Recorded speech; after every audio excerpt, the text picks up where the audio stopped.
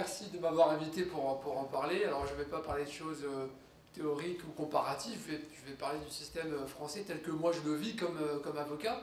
Et c'est une question qui est redoutable parce que demander à un avocat de donner un avis sur ce que serait un bon magistrat, j'ai peur que la réponse soit un peu réduite parce que l'avocat va vous répondre, c'est celui qui me donne raison. Mais en réalité, c'est pas tout à fait ça. Et pour répondre à votre question d'aujourd'hui et puis faire une intervention efficace et constructive, je me suis demandé ce que serait un magistrat idéal. Qu'est-ce qu'on attend d'un bon juge quand on est avocat? Est-ce qu'on attend forcément de gagner son procès, d'avoir un bon résultat ou pas? Est-ce qu'on peut accepter d'avoir un résultat qu'on n'attendait pas ou qu'on ne voulait pas? Est-ce qu'on peut accepter une autorité, une sévérité? Eh bien la réponse est oui. Il suffit de réfléchir à ce qu'on ressent lorsqu'on pratique une activité sportive, qu'on regarde un match de football à la télé par exemple. Est-ce qu'on va accepter ou pas la décision de l'arbitre? On aura tendance à l'accepter si l'arbitre est bon. On aura tendance à l'accepter si on a le sentiment, quand on est avocat, que le juge est bon. Qu'est-ce qui fait un bon juge? Un bon juge, c'est d'abord quelqu'un qui sait écouter. Et ça, il y a des techniques pour ça, je vais y revenir. Il faut savoir écouter. Il faut montrer qu'on écoute. Il faut montrer qu'on est intéressé par ce qu'on entend. Donc il faut éviter de dormir, par exemple, pendant les audiences. Ça met les gens un petit peu mal à l'aise, c'est toujours un peu frustrant, mais ça arrive. Ça fait longtemps que ça ne m'est pas arrivé, mais ça peut arriver, c'est très vexant. Mais on ne sait plus vraiment comment faire.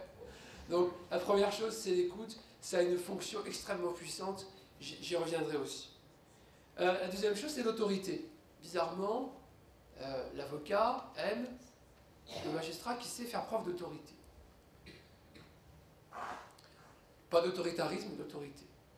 Ça aussi, j'y reviendrai. Ensuite, c'est la compétence. Troisième critère de qualité, c'est la compétence. Alors nous, on a souvent peur de ne pas être compris. Ce qui renvoie à cette notion d'écoute dont je vous parlais tout à l'heure, mais aussi de cette notion de compétence. Il y a des sujets nombreux, parfois un peu techniques, on a très peur que le juge ne comprenne pas. Notamment pour ce qui concerne les délits financiers, économiques et financiers. On a très peur que lorsqu'on parle d'une société, d'un compte courant d'actionnaire, d'une opération de LBO, ce genre de choses qui sont très courants dans la vie des affaires, dans la vie du droit pénal des affaires, eh bien que le magistrat ne comprenne pas cela. Et très souvent, je pense qu'il ne comprend pas. Parce qu'il n'a pas de vécu, il n'a pas l'expérience, il n'a pas la formation appropriée pour comprendre certains points techniques. Et ça va jusqu'à comprendre aussi peut-être ce que vous disiez, docteur Barata, très intéressant ce que vous avez dit, c'est ne serait-ce que d'avoir une sensibilité à la psychologie, à la psychiatrie, à l'évaluation des comportements humains, d'avoir cette sensibilité. On ne demande pas d'avoir la compétence de faire soi-même les choses, mais on demande d'être capable de faire appel à un expert, de comprendre une expertise, et si elle est mauvaise ou si elle est bonne aussi. Parce qu'on est tous capables de ça, et de voir un bon expert ou un mauvais expert. Mais il faut avoir cette sensibilité-là, cette envie, je dirais, d'avoir recours à des experts ou à des sachants. Et le quatrième critère d'un bon juge, c'est de savoir créer de l'adhésion. L'adhésion, c'est ce qui permet d'accepter. Je ne vous ferai pas une formation, c'est ce que j'enseigne quand je forme des médiateurs, par exemple, sur la courbe du deuil.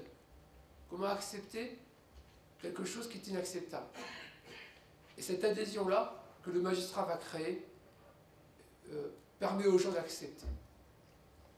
Alors comment on va faire tout ça? Comment on va faire d'avoir un juge qui écoute, qui a l'autorité, qui a une compétence technique, et qui sait créer de l'adhésion autour de sa personnalité et de ses décisions? Comment on va y arriver, finalement, à faire tout ça? Alors nous, en France, on a une réponse qui est simple, qui est la même depuis extrêmement longtemps, qui est la réponse traditionnelle française, celle qu'on sait bien faire dans ce pays, et on ne sait pas faire autrement pour l'instant, c'est la grande école. La grande école qui repose sur un postulat de départ qui est un bon postulat, c'est qu'on prend les meilleurs d'une classe d'âge pour les amener à des fonctions de haute responsabilité. Alors on a créé l'ENM. Et ça a marché très longtemps. On prenait les meilleurs d'une classe d'âge, parce que c'était prestigieux, parce qu'on voulait devenir magistrat quand on était en fac de droit, même de mon temps, qui n'est pas si ancien, il y a une vingtaine d'années. On voyait bien dans l'amphi, les très très bons avaient envie de devenir magistrat. Alors ils se présentaient à l'ENM, c'était très difficile d'être reçu, c'était un concours extrêmement rigoureux, on était très fiers d'y aller et très fiers d'y être reçus. Aujourd'hui ça ne marche pas. Moins bien, peut-être plus du tout. Vous avez une hémorragie incroyable de candidats à l'ENM. Les chiffres que j'ai notés de mémoire, 4200 candidats en 2004, je crois, et puis ça n'a cessé de décroître. Aujourd'hui, vous avez 1500 candidats en 2011. 3 ou 4 fois moins de candidats sur une période de 10 ans.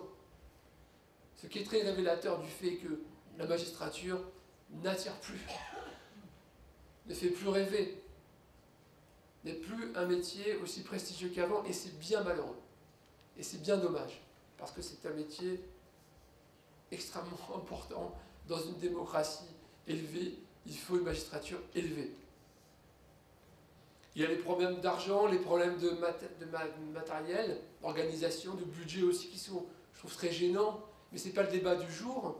Le débat du jour, c'est est-ce que ça fait envie encore ou pas d'être magistrat.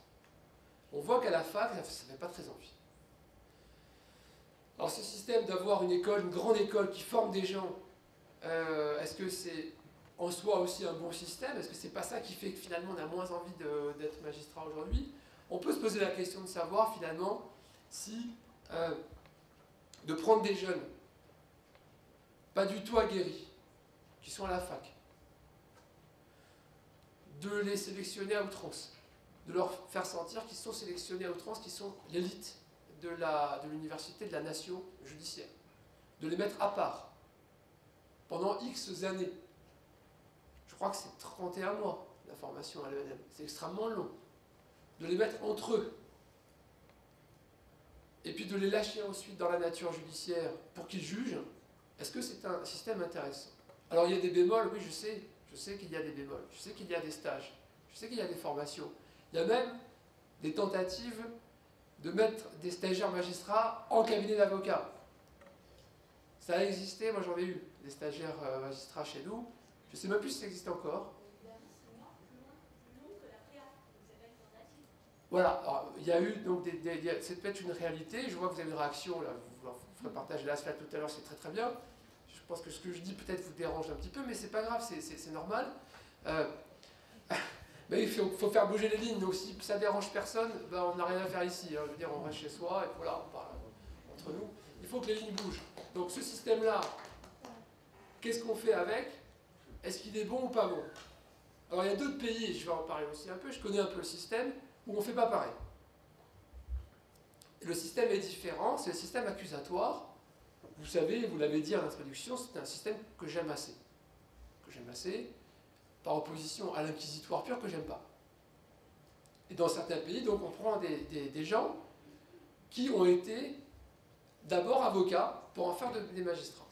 Alors on estime qu'être jeune avocat et commettre des erreurs, c'est pas très grave. Mais c'est vrai que c'est moins grave de commettre des erreurs comme jeune avocat que comme jeune magistrat. Je pense que les conséquences sont moindres. On pourra en parler. Mais donc on estime qu'il faut d'abord avoir fait un temps d'avocat. En Angleterre, c'est le cas. Il n'y a pas de magistrats qui n'ont pas été d'abord avocats pendant au moins 20 ans. Et les meilleurs avocats sont sélectionnés pour devenir des magistrats. Parce que c'est un poste qui est extrêmement prestigieux, honorifique. Aux États-Unis, les magistrats de la Cour suprême sont nommés. Je trouve que le système de Cour suprême américain ressemble, enfin que le système de Conseil constitutionnel français maintenant, avec la QPC, vous connaissez la QPC, la question prioritaire de constitutionnalité, que le Conseil constitutionnel ressemble énormément maintenant à la Cour suprême américaine. On pourra en parler si vous voulez, c'est un sujet intéressant. Et les magistrats en dehors de la Cour suprême et en dehors du système fédéral sont des magistrats élus, qui sont des magistrats qui ont eu un vécu aussi, qui ont eu un vécu en général d'avocat. Alors on peut se demander si c'est un système qui est bien ou pas bien. Et La réponse, je pense qu'elle est très simple. Je pense que ce n'est pas forcément le système de nomination des magistrats qui compte. Je pense que c'est le système judiciaire qui compte.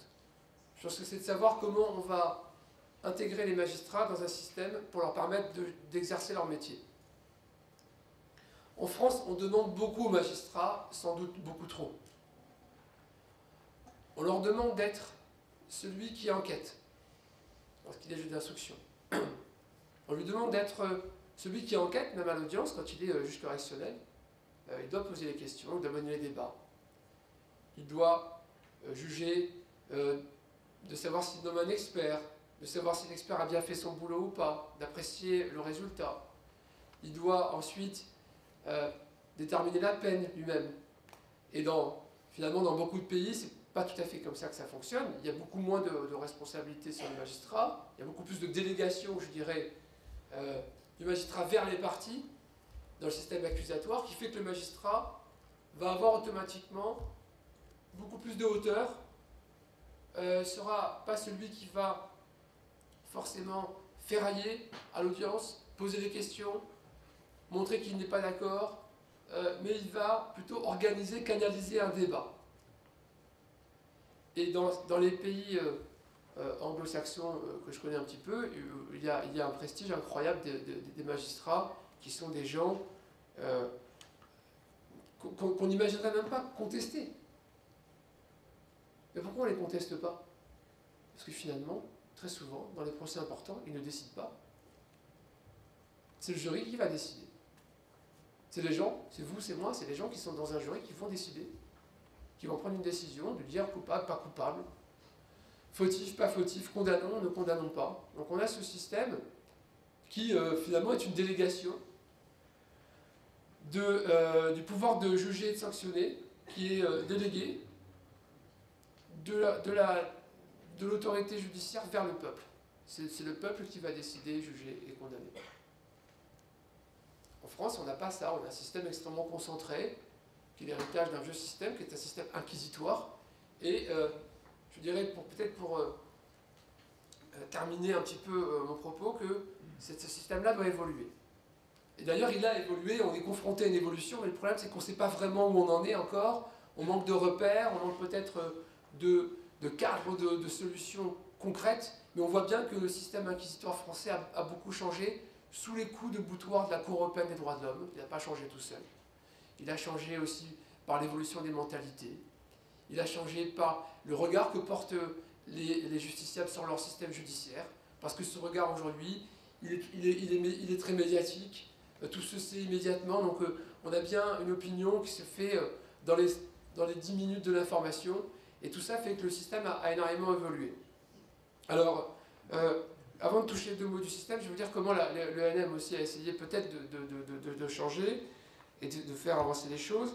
On a mis en place, parce qu'on ne savait pas trop comment faire, en continuant à sélectionner des jeunes issus d'une université sans expérience, on s'est dit, et ça va peut-être vous intéresser, docteur, je ne sais pas si vous devez savoir, on a mis en place des tests psychologiques de personnalité à l'entrée de l'année. Alors je me suis procuré sur un blog du syndicat de la magistrature, c'est un blog des jeunes auditeurs de justice et des jeunes magistrats du SL, et qui vous donne un peu leur ressenti sur ces tests psychologiques. Alors il paraît, vous allez me dire ce que vous en pensez, si c'est bien ou pas. Donc on demande aux jeunes, quand ils passent l'entretien d'entrée, il y a un questionnaire, il y a 250 questions. Donc, je vous donne des exemples de questions où il faut répondre d'accord, un peu, pas du tout, tout à fait, voilà. Donc, alors première question, je suis le meilleur et je le sais. Deuxième question, il m'est déjà arrivé de sauter littéralement de joie. Et c'est important. J'ai la chair de poule quand je lis des poèmes. Je ressens de l'empathie pour les mendiants. Voilà. Je me mets souvent en colère. Enfin, il y a 250 questions comme ça, et on s'est dit qu'en posant 250 questions comme ça, on allait sans doute mieux choisir d'emblée les futurs magistrats, ceux qui vont juger. Alors vous allez nous dire ce que vous en pensez, mais moi j'ai un petit peu peur de ça. Je me dis que peut-être qu'il vaut mieux, plutôt que de s'en remettre à un art comme ça, plus ou moins divinatoire, de tests de psychologie, de personnalité d'emblée comme cela, peut-être, on ferait peut-être bien aussi de se remettre un peu plus à l'expérience des gens, ceux qui ont fait leurs preuves, pour les nommer aux plus hautes fonctions judiciaires. Je sais que ça aussi, je ne veux pas le passer sous silence, on a tenté d'ouvrir la magistrature à des tours extérieures, à des gens qui ont 10 ans d'expérience et autres. Les résultats sont affligeants, puisque vous avez, je crois, 20% seulement aujourd'hui des magistrats recrutés qui viennent de tours extérieures et 80% qui restent issus de l'ENM. Les grandes écoles, c'est comme ça, tant qu'elles sont là, elles produisent. Alors, je ne sais pas comment faire pour que ça produise mieux, ça c'est pas mon métier d'avocat, mais je vois qu'il y a du boulot quand on en est peut-être réduit à cela. Et je voudrais vous donner un dernier mot donc, sur l'espèce de crise de conscience que nous vivons un petit peu dans ce pays, parce qu'on est entre deux systèmes. On a un vieux système inquisitoire qui est terminé, on a un nouveau système accusatoire dont on ne sait pas trop comment ça marche, on ne sait pas trop si on le veut ou pas, ce nouveau système-là, parce qu'on a des références souvent américaines. Vous avez parlé tout à l'heure, vous avez dit oui, vous avez parlé de cross-examination, c'est américain. Bah, c'est pas américain. C'est l'article 442-1 du Code de procédure pénale. C'est incroyable, c'est la loi Guigou. Elle n'est pas américaine, Madame Guigou, je ne crois pas. Donc vous avez ce système qui existe vraiment en France. Et puis, c'est un système socratique, c'est de la maïotique. Socrate n'est pas américain, il n'a pas été kidnappé ou racheté par les Américains. C'est dans notre culture que de savoir douter. Voilà ce que je voulais vous dire pour la fin. Savoir douter. Rien n'est pire, rien n'est plus dangereux qu'un homme ou une femme qui ne doute pas, qui va vous mettre dans le mur, qui va finalement porter atteinte à la justice dans son ensemble, empêcher qu'elle soit efficace. Et la sévérité, je sais où on est aujourd'hui, ne me dérange pas. Que les peines soient fortes et significatives ne me dérange pas, tant qu'elles sont bien pensées et appropriées. Donc, le doute est important. Sortir de l'intime conviction du Code de procédure pénale français, qui était un système de mode de pensée archaïque et dangereux, est important. Aller dans la culture du doute, c'est important. Douter, questionner, se faire son opinion, faire qu'on écoute aussi. Je reviens à mes premiers préceptes. Montrer une écoute active, être capable d'avoir cette technique-là, ça s'apprend. Et forcément, ça créera une adhésion vers le justiciable. Je vais citer M. Yves Bott, qui était procureur général près la Cour d'appel de Paris. Il a une phrase que j'aime bien, et ça vient d'un magistrat de très haut niveau. J'aurais pas dit le nom, vous auriez trouvé ça peut-être candide, et pourtant, c'est M. Bott qui nous dit ça, il nous dit. Il a dit ça dans la commission d'enquête sur les dysfonctionnements de la justice dans l'affaire d'Outreau. Ce qui fonde la vraie décision de justice, c'est l'humanité, la prudence et ce doute qui doit nous animer. Alors, je vous invite à douter pour mieux juger. Merci.